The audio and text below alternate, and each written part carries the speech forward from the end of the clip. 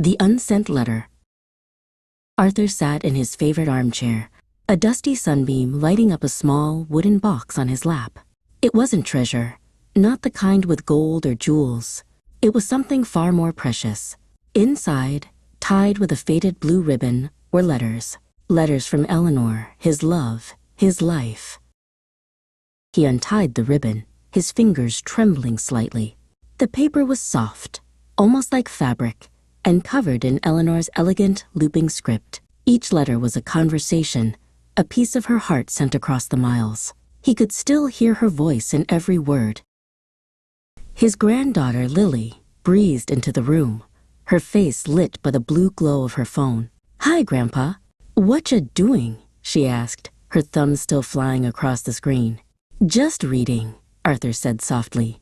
"Reading old messages." Lily glanced over. "Oh, cool. Like emails?" She smiled, but her eyes were already back on her device. A notification chimed. "Chat later?" A heart emoji popped up on her screen, a tiny, silent symbol that felt miles away from the ink-stained pages in his hands.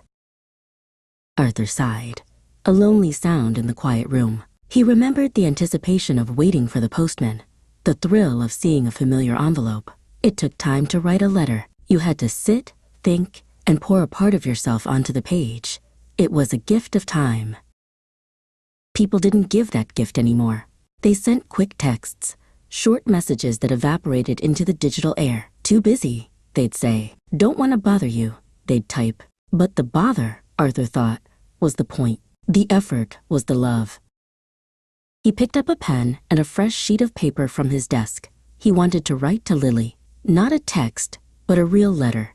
He wanted to tell her about the rustle of the leaves in the autumn he met Eleanor, about the funny way she crinkled her nose when she laughed.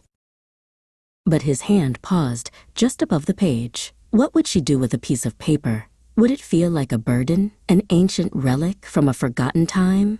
The fear of bothering her, of being an old man who didn't understand, made the pen feel heavy. He put the pen down. The blank page stared back at him, a silent testament to a conversation that would never happen.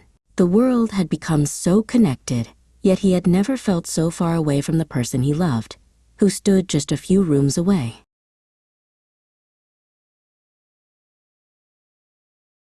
Outside, the world buzzed with notifications, a symphony of shallow connections. But in the quiet study, there was only silence, and the ghost of a time when a few sheets of paper could cross any distance and truly, deeply touch a person's soul.